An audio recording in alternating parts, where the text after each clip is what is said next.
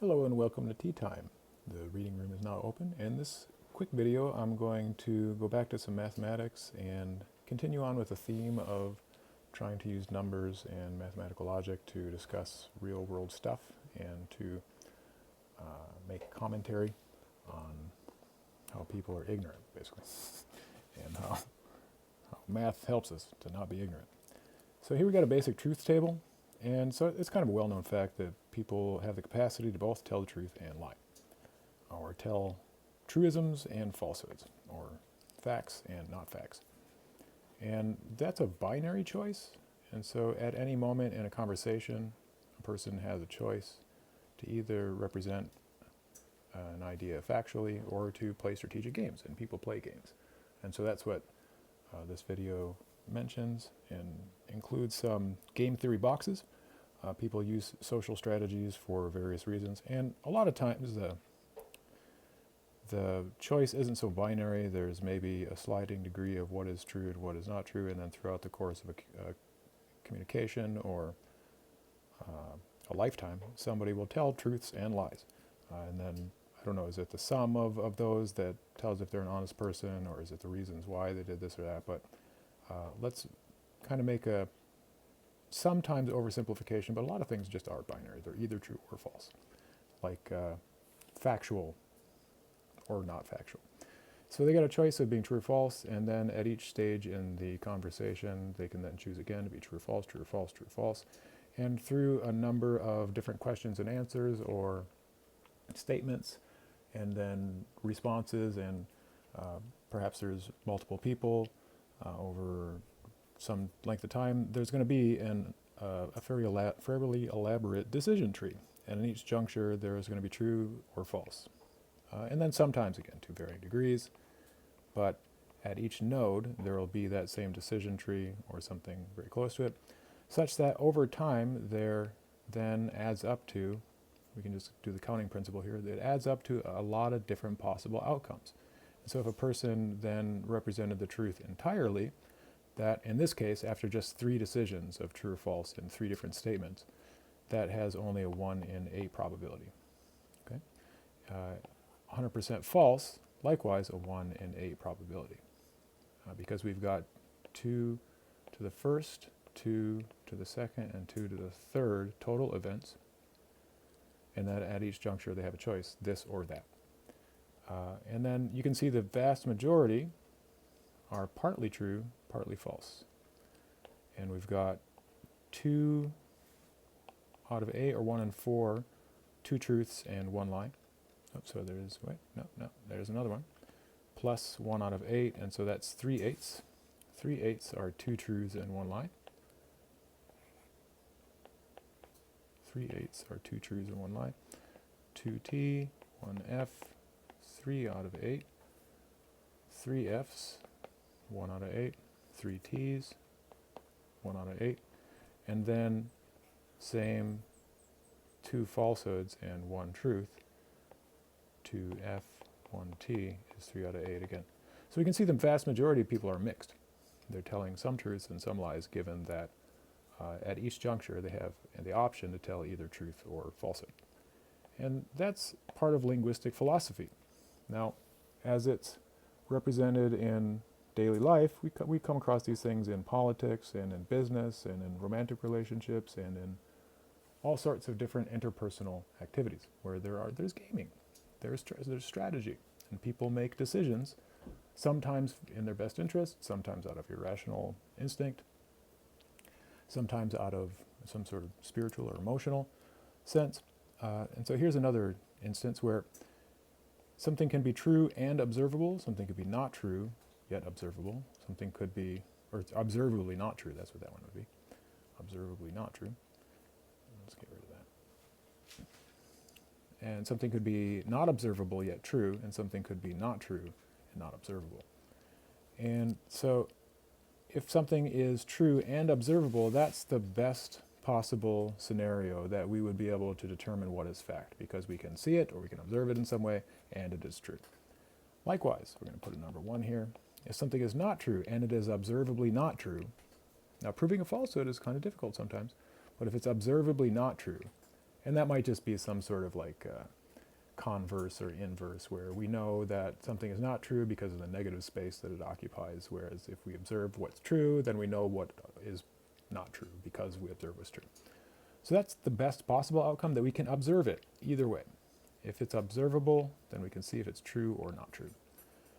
Now, if it's not observable, well, this is a different situation. If it's not observable and it's true, well, then there's a question mark, like we can believe something, but we just don't know it, so there's a gap between what we know and what we believe. And then if something is not observable and not true, well, I've got this as number 3, or the worst possible case, because if it's not true and people believe it, well, then that's a harmful thing. Now, if it's true and people don't believe it, I guess it depends on what it is. So if it's not observable, I suppose we can rank these as similar. They're similar. Now, maybe I'm a little biased, but if something is not true yet people believe it, I tend to think that is more net negative than if something is true and people don't believe it. But depending on the situation, it could be equal. And so observability and truth are related. Now, belief and truth are often related, and people hold beliefs which are not true. People hold beliefs which are true. People hold beliefs about what is true and what is not true. And so if they have a belief and that belief is true, that's a net positive, not net positive. And if they disbelieve in something and also that thing is not true, so it's not true and they don't believe it, that's also a net positive for the individual, and at larger scale when people start exchanging beliefs and things. We want these beliefs to be true. And if they disbelieve something, well, then that should be not true. And that should be observably so. In order to really ascertain what's fact and fiction, or fact and opinion, that observability standard there is really important. Now, if they have a belief and something is true, but they don't believe it, well, that's a net negative. That's a net negative for that person because they don't believe in what's true. Likewise, if they believe something which is not true, that's also a net negative. And again, it depends on the situation, which is worse, to believe in something that's not true or to not believe in something that's true. It really depends. They're similar territory. And so these decision trees and these game theory boxes, or two-way tables, are how we got to that famous Donald Rumsfeld quote about the known knowns, the known unknowns, the unknown knowns, and the unknown unknowns early on in the Iraq and Afghanistan war. And one of the smartest things that he said ever. Terrible guy, but said some smart stuff sometimes. So we've got 2 different levels, because we have to have knowledge of our knowledge, or we have to have knowledge of our ignorance. Thomas Jefferson once said something like, the problem isn't that we don't know, or the worst thing that somebody can do is not know what they don't know. Like if somebody doesn't know something and they think they know it, well, that's a problem. Anyway, so if we know that we know something, so if we know something, then that's, again, net positive. We know it. If we know that we don't know it, well, that's also a good thing. So to know what one knows and also know what one doesn't know, that's a very strong skill right there, because sometimes people don't know what they don't know. That's this box down here. Now, if they don't know what they know, that's kind of a weird situation where they know something intuitively and there's some cognitive dissonance, and they're just not like thinking about it consciously. So to not know that you know something, that's some sort of something in the brain where there's like some exchange that's not happening, or there's some like time shift or phase shift or consciousness lapse or something like that. That's one of those goofy situations. To not know that you know something. So that would be probably like a difference between behavior and cognition or something like that. But to not know that you don't know something, now they might go around saying they know something, but they actually don't know it. And so they're in a lot of these binary choices, we can put these into the two-way tables, and if it's yes or no, or true or false, or known and unknown, we can put these into the two-way tables, and there are 4 possible outcomes, And so these things happen all over the place. Here's another example. So say somebody goes to court, and well, they're up there facing some kind of charges, or they're in a civil case and they've got some complaint against them. Now there are facts and there is law in each of those cases. And a legal case is basically just an argument. It's an argument over what's true at its best. At its worst, it's just people fighting with money. They're basically throwing money at each other. smacking each other in the face with large wads of money. And whoever has the largest wad of money wins. But at best, they're having an argument to ascertain what is true and then how the law responds to that. So there are two sets of situations going on. There's two sets of data, information going on. There's facts and there's law. And so if the facts support something, if the facts are positive in this case, and the law is positive in this case, which I got plus and minus because that's just kind of the simplest way. What we can say is plus in this case. So the facts support something and the law supports something, then the person is guilty and did it, right? So the did it part is the facts. The guilty part is the law. And so that's the best possible outcome as far as guilty goes. Now, if the person is found guilty and didn't do it, that is a net negative, right? Because if the facts don't support the law, well, then we got an innocent person who is going to jail or on probation or paying a fine or something like that, and that's not justice. And then we've got another kind of odder case where the facts say that the person did it, but the law says the person is not guilty. And there's our O.J. Simpson. And there's the high-priced lawyer, getting somebody off on a technicality. And in some cases, there are certain procedural errors which, kind of mitigate whether the person did it, such that there's no net negative. But those are pretty rare. So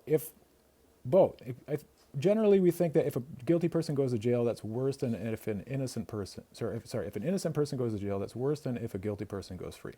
But there are net negatives for both, and it undermines the validity and integrity of the law when a person who is guilty somehow goes through court and through manipulating the process and doing this legal loopholism, gets to walk off. So both of those are really quite problematic. And then there's the other positive situation where the person is not guilty and didn't do it. In that case, can the person get back that money they had to spend on a lawyer and get back their time? Because they didn't do it, So there's a little bit of injustice there. But at least they went through the process and were found, the facts and the law matched up. And so let's look at let's put in a third category here. Because usually there's a little bit of ambiguity. It's not so binary that it's either true or false. And in large groups of people, there's mixed opinions. So let's look at something that's in the news or in politics or something like that, or a widely held belief among part of the community. So we got things that are factually correct and popular. We got things that are factually incorrect and popular or unpopular. And we got things that are factually ambiguous. And a lot of times there's a mix of fact and opinion, or true and false, as we saw in the earlier truth table. And then mixed popularity. And that's usually the case, where hardly anything is popular with everybody, or hardly anything is a plus or minus with everybody. And so mixed popularity and factually ambiguous are very common cases, especially the mixed popularity. That's almost always the case. It depends what we're calling popularity, I suppose, but, is it just greater than 50%? Well, then 40-some% don't like the thing, So let's look at the best possible situation here is that something is factually correct and it's popular, or it's good, by objective standards. It provides utilitarian, the greatest good to the greatest amount of people, maybe, but something is correct and it's widely held, right? It's popular. So we got plus, that is a +2 outcome. How about something that's factually incorrect and popular? Well, we got plus and minus, that gives us a net 0. Then something is factually ambiguous and popular. We got +1. So far, so good, right? So far, so good. If it's factually incorrect and popular, well, that's not so good. So in this row, we're doing well, right? So factually ambiguous and popular is better than factually incorrect and popular, but factually correct and popular is the best. Now let's look at unpopular. If something is factually correct yet unpopular, we get 0. So somehow these two are supposed to be the same. Right, and that's the earlier statement I made about, well, is it worse that if a person believes something that's not true, or if a person doesn't believe something that's true? I suppose that's similar. If something is factually incorrect and unpopular, that's roughly as problematic or consequential as something that's factually correct and unpopular. Right, that's not a win-win. We're looking for win-wins here. All right, so if something is unpopular yet factually incorrect, that's a -2, and something's unpopular yet factually ambiguous, that's a -1. And so we got The worst case is that it's factually incorrect and unpopular. Well, -2 in this case, unpopular, factually incorrect, we got our double negatives here. So the -2, this is like we're playing golf here. So the -2 is actually the best possible case, right? Best possible case is that it's factually incorrect and it's unpopular. People don't like it because it's factually incorrect. If it's factually ambiguous, so there's a mix of fact and fiction, and it's unpopular, well, that's the second best outcome, and the best outcome is that it's factually correct and unpopular. I don't think so. So this one and that one should be switched, right? But these two, right there, seem all right. And so here we see a little bit of deviation from the acceptable outcomes and so we could come up with some other methodology, but these are, in fact, logic tables that I think a lot of people might go to. And so being factually correct and unpopular to me suggests that if that's kind of a problem, whereas if something's factually ambiguous and unpopular, well, maybe it's factual, maybe it's factual, maybe it's unfactual, right? But if something is just correct yet unpopular, that is not as, that's worse than if it's got a mix of fact and opinion, yet it's also unpopular. Because we would expect it's mix of fact and opinion, some people are going to think it's unpopular. Okay, next one. Mixed popularity, factually correct. Let's see, let's rate these. Factually correct, mixed popularity is number 1. Factually incorrect, mixed popularity, -1, and factually ambiguous, mixed popularity, 0. Well, I think that should be the best outcome, honestly. If something is factually ambiguous, it's got fact and opinion, mixed popularity is what I would expect. If something is factually correct, mixed popularity suggests that some people aren't accepting the facts. If something's factually incorrect, mixed popularity that's the worst possible outcome, or that's like I don't mind the -1 here, but I think this one, the factually ambiguous and mixed popularity, should be switched with factually correct and mixed popularity. So maybe there's a methodology problem here. But I think this also sheds light on how a binary type of thinking and a rigidity in philosophical analysis is confusing, sure, but also I think that's how people think too. You know? If they are out there thinking. So let's look at wins and losses, because wins and losses are important. So we got two groups. We got a person or two people or two groups, or a person in a group. But we got two parties. And it's a win-lose game. That's kind of how a lot of games work. They're zero-sum. One person wins, the other loses.